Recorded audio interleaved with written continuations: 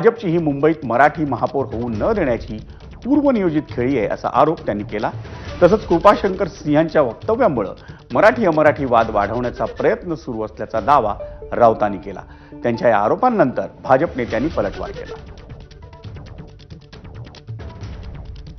मुंबईत किंवा अन्यत्र मराठी महापौर होऊ द्यायचा नाही हा भाजपचा अजेंडा आहे आणि भाजपनं त्यासाठी कृपाशंकर सिंगची नेमणूक केली हे वातावरण निर्माण करण्यासाठी।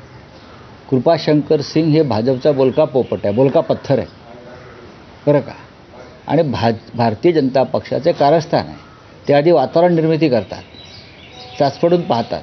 त्यांनी ठरवलं आहे की मुंबईमध्ये मराठी माणसाचं डोकं फोडायचं, दगड घालायचं, डोकं खतम करून टाकायचं। संजय राऊत स्वतः पोपटलाल आहेत, गेल्या 4 वर्षापासून पोपटगिरी करण्याचा प्रयत्न सातत्यानं करतायत। भारतीय जनता पार्टीचा महायुतीचा अजेंडा स्पष्ट आहे की महायुतीचाच महापौर होणार। आम्ही भाषिकवाद प्रांतिकवाद याच्यामध्ये अजिबात पडत नाही। पण संजय राऊत आणि उभाटा गटाला माझा सवाल आहे की तुम्ही कुणाला महापौर करू इच्छिता?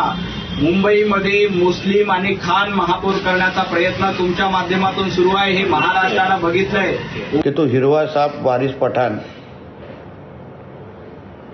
धमक्या देतोय की मुंबईचा महापौर हा कोणी खान पठाण किंवा अब्दुल बनू शकतो।